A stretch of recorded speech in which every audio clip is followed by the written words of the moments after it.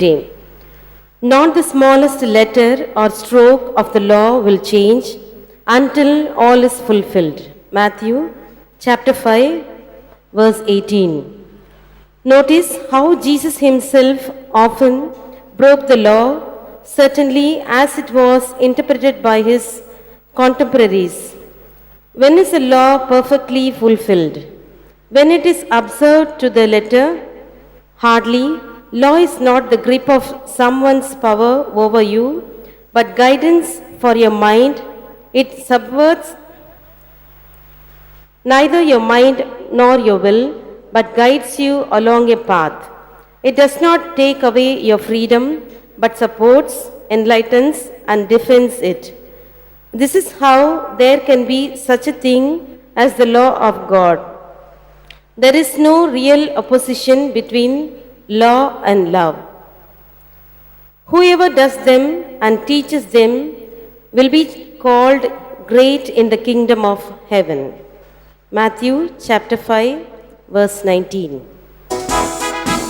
இறைவா உந்தன் அருள்வாக்கு என் உள்ளத்தில் எரியும் ஒளி விளக்கு, இன்றதன் வழியில் நடப்பவர்க்கு என்றும் நல்ல வாழ்விருக்கு.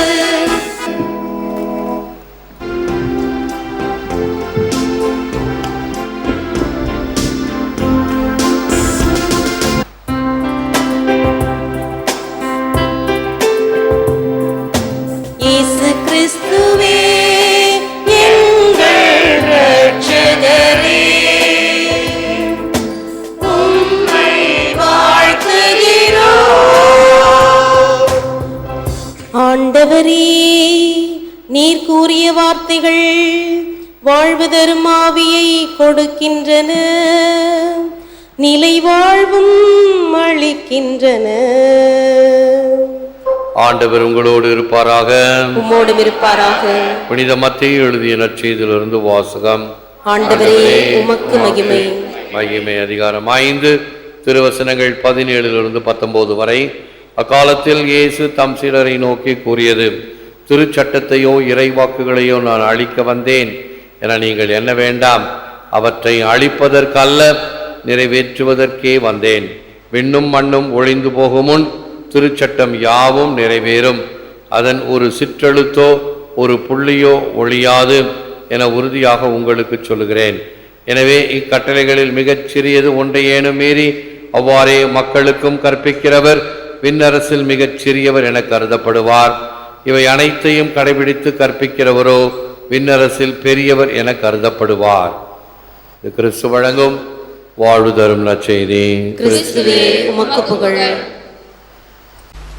I have come not to abolish the law, but to fulfill them.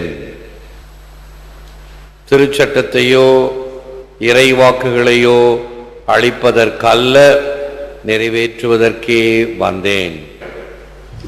இயேசுவில் அன்பார்ந்த சகோதர சகோதரிகளே, அன்பார்ந்த பிள்ளைகளே, அன்பார்ந்த தொலைக்காட்சி நேய விசுவாசிகளே, God gave them a law because they were his own people and he loved them. அவர்கள் அவருடைய சொந்த மக்களாக இருந்தாலும் அவர்களை அவர் அன்பு செய்ததாலும் இறைவன் அவர்களுக்கு ஒரு சட்டத்தை கொடுத்தார். நான் உங்கள் கடவுள், நீங்கள் என் மக்கள். ஆகவே என் மக்களாகிய நீங்கள் இதை கடைபிடிப்பீர்களானால் உங்களுக்கு வாழ்வு கிடைக்கும் என்கின்ற வகையில் 10 கற்பனைகள் கொடுக்கப்பட்டது. இதனால் நீங்கள் என் மக்களாக இருந்து பிறருக்கு இதை என்பிப்பீர்கள். God sent his son, born of a woman, born under the law, to redeem those who were under the law. As through one man's disobedience many were made sinners, so through one man's obedience many will be made righteous. காலம் நிறைவேறிய போது திருச்சட்டத்திற்கு உட்பட்டிருந்த நம்மை மீட்டும் தம் பிள்ளைகளாக்குமாறும் கடவுள் தம் மகனை பெண்ணிடம் பிறந்தவராகவும் திருச்சட்டத்திற்கு உட்பட்டவராகவும் அனுப்பினார். கலாத்தியர் எழுதியும் 4:4-5. இங்குதான் தேவதாயை பற்றி குறிப்பிடப்படுவது புனித பவுலுடைய கடிதங்களில் பார்க்கலாம். சட்டத்துக்கு உட்பட்டிருந்தும் அதை கடைபிடிக்காதவர்களை சட்டத்தின் சாபத்திலிருந்து கிறிஸ்து அடிமையின் வாழ்வை ஏற்று சட்டத்தை நிறைவேற்றி விலை கொடுத்து மீட்டார். ஆகவே பழைய ஏற்பாட்டில் யூத மக்கள் இந்த சட்டத்தினுடைய நுகத்தடியில அழுந்தி கிடந்தவர்களாக இருந்தார்கள். அவர்களுக்கு ஒரே குழப்பமும் பயமும். இது செய்தால் பாவம், அது செய்தால் பாவம், இங்கு நடந்தால் பாவம், அங்கு போனால் குற்றம், உட்கார்ந்தால் குற்றம், எழுந்தால் குற்றம் என்று எதை எடுத்தாலும் அவர்கள் இந்த நெகட்டிவ் அப்ளையன்சஸ் இவைகளில் தான் அப்ளிகேஷன்ஸ், எது எடுத்தாலும் ஒரு எதிர்மறையாக இருந்ததை ஒரு வலுவாக கருதினார்கள். ஆகவே ஆண்டவர் இயேசு கிறிஸ்து வந்தது அவர்களை இந்த சட்டத்தின் பிடியிலிருந்து மீட்பதற்காக. எனவேதான் அவர் மீட்பர். Thus Christ ransomed from the law's curse those who were subject to the law but had never kept it, by fulfilling the law took the condition of his slave. பிலிப்பியருக்கு எழுதிய திருமும் 2ஆம் அதிகாரம் 7ஆம் வசனத்தில் ஒருவரின் குற்றம் எல்லா மனிதருக்கும் தண்டனை தீர்ப்பாய் அமைந்தது போல ஒரே ஒருவரின் ஏற்புடைய செயல் எல்லா மனிதருக்கும் வாழ்வளிக்கும் விடுதலை தீர்ப்பாய் அமைந்தது. முதல் மனிதன் கடவுளுடைய கட்டளையை மீறினான். அதனால் அவனுடைய வாழ்வு பறிக்கப்பட்டது. வாழ்வை இழந்தான், மகிமை பிரதாபத்தை இழந்தான், கடவுளுடைய பிள்ளை என்ற அந்தஸ்தை இழந்தான். இவைகளை எல்லாம் கிறிஸ்து தன்னுடைய கீழ்ப்படிதலினால் மீட்டு கொடுக்கின்றார். பிலிப்பியருக்கு எழுதிய திருமுகம் 2ஆம் அதிகாரம் 5ஆம் வசனத்திலே இயேசு கிறிஸ்து கடவுளுக்குரிய வலிமையை வலிந்து பற்றி கொண்டிருக்க வேண்டியதொன்றாக கருதாமல் அதை விட்டு கீழே இறங்கி வந்து மனிதரின் தன்மை போன்று, அதுவும் அடிமையின் தன்மை போன்று சாவை ஏற்கும் அளவுக்கும், அதுவும் சிலுவை சாவையை ஏற்கும் அளவுக்கும் கீழ்ப்படிபவர் ஆனார். ஆகவே இறைவன் அவரை எல்லா பெயருக்கும் மேலாக உயர்த்தி இயேசு கிறிஸ்து ஆண்டவர் என்று எல்லா நாவும் அறிக்கையிடுமே என்று இந்த கிறிஸ்துவினுடைய அந்த காண்டிசென்ஷன் என்று அழைக்கக்கூடிய தன்னையே தாழ்த்தி கொண்டது, அது சட்டத்திற்கு உட்படுத்தப்பட்ட வகையிலே தன்னை மிக மிக அடிமைத்தன்மை அளவுக்கும் சென்று நம்மை மீட்டார் என்பதுதான் கிறிஸ்துவினுடைய அந்த சிலுவை சாவினுடைய மகிமை. Saint Theophilus of Antioch, God is seen only by those who can see him. All they need is to have the eyes of the Spirit open, but some men have them blurred. கடவுளை காண முடிந்தவர்கள் அவர்கள்தான் அவரை காண்பர். ஆவியின் கண்களை திறப்பது அதற்கு தேவை. ஆனால் சிலருக்கு மங்கலான பார்வை. இப்பொழுது சிரியாவிலே ஒரு காட்சி கொடுத்ததாக ஒரு காட்சி ஒன்று போட்டிருக்கிறார்கள். ஒரே ஒளி வெள்ளம், அதில் மாதா தெரிவது பார்க்க முடிகிறது. கடவுள் எங்கெல்லாம் கஷ்டமும் துன்பமும் இருக்கிறதோ அங்கு இறை பிரசன்னம் இருக்கும். நம்புறோமோ நம்பளையோ, நடக்குதா இல்லையா, இதெல்லாம் அடுத்த கேள்வி. அங்கு மக்கள் வெள்ளம் கூடியிருக்க எல்லாம் ஒரு ஒளி வெள்ளத்தை பார்க்கிறார்கள். அங்கு தேவதாயினுடைய உருவம் தெரிகிறது. இப்படித்தான் லூர்து நகரத்தில் காட்சி கொடுக்கப்பட்ட பொழுது முதலில் யாருக்கும் தெரியவில்லை, கண்களை கூசுகிறது, எங்களுக்கு தெரியவில்லை. ஆனால் அந்த பிள்ளைகள் பார்த்தார்கள். நகரமாகட்டும் லூர்து நகரமாகட்டும் அந்த ஒளி வெள்ளத்தில் காட்சி கொடுப்பது, இறைவனை பார்ப்பது, இறை அனுபவத்தை பெறுவது என்பது சாதாரண கண்களுக்கு கடினம். ஒரு சிலருக்குத்தான் அந்த வாய்ப்பு கிடைக்கும்.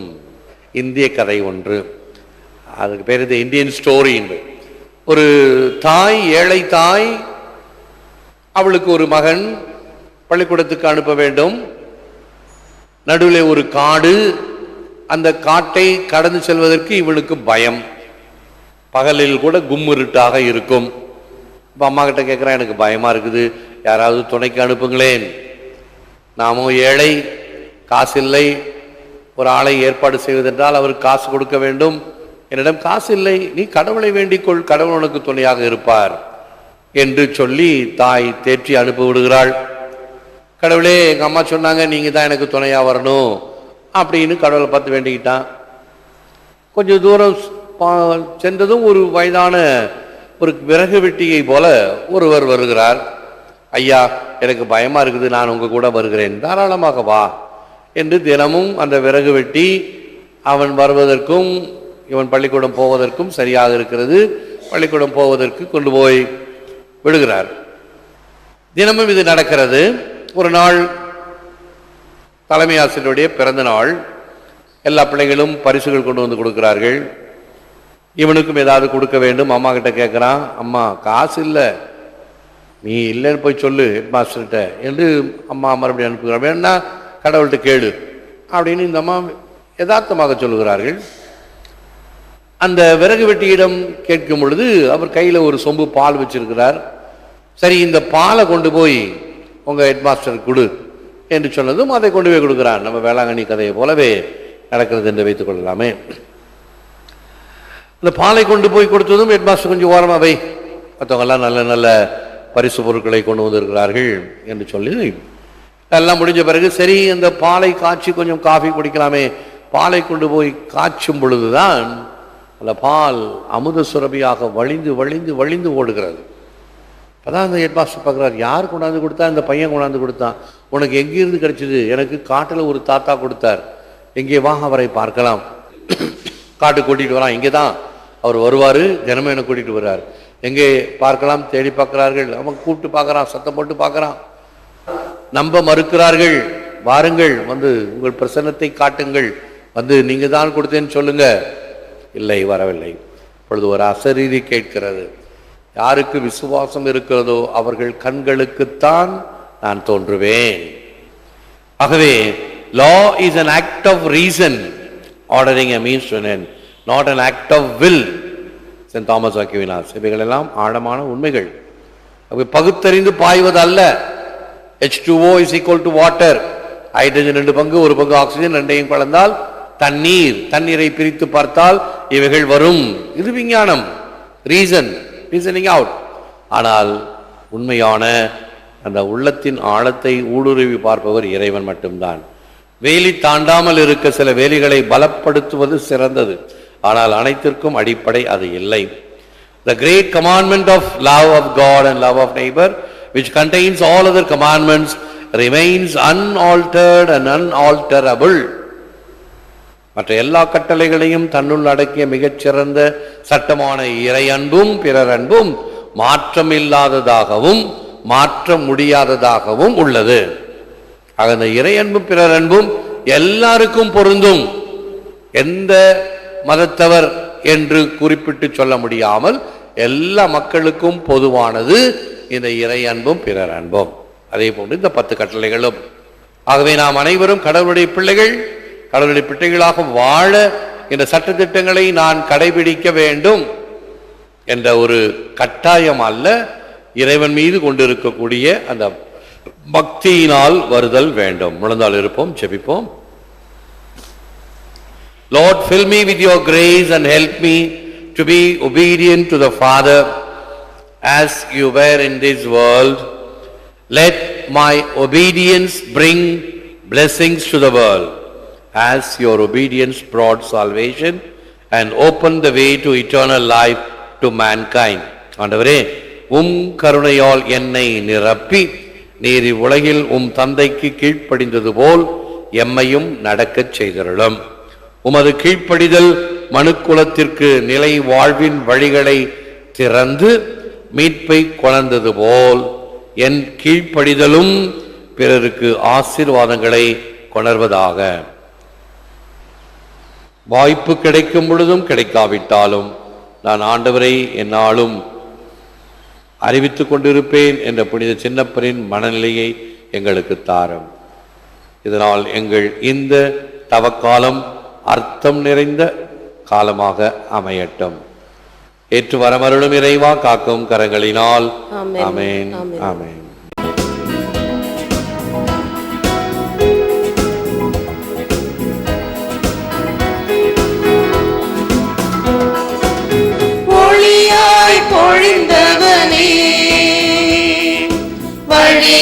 மனமொழிந்தவனே எழுவாய் வாழ்வினிலே.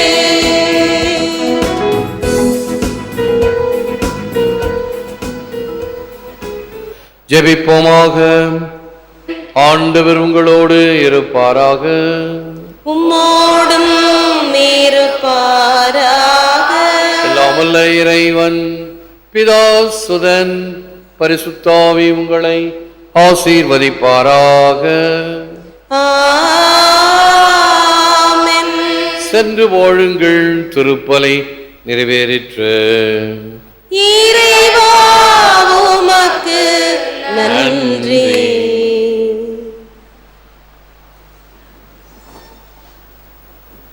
பிதாசுதன் பரிசுத்தாவியின் பெயராலே ஆமென். இயேசுவுக்கே புகழ். மரியே வாழ்க.